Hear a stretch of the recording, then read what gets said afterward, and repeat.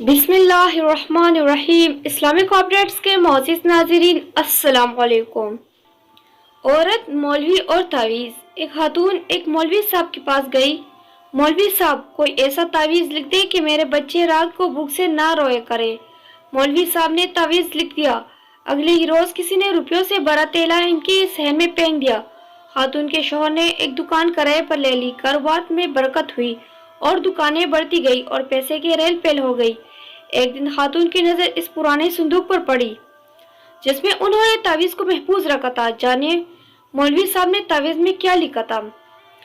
तजुस में इसने तावीज खोल डाला। लिखा था, जब पैसे की रेल पेल हो जाए तो सारा पैसा तजूरे में छुपाने के बजाय कुछ ऐसे घरों में डाल देना जहां रात को बच्चों की रोने की आवाज आती हो। इस तरह इस्लामिक वीडियोस के लिए हमारे चैनल को सब्सक्राइब जरूर कीजिएगा और इस वीडियो को ज़्यादा से ज़्यादा शेयर भी कीजिएगा। शुक्रिया।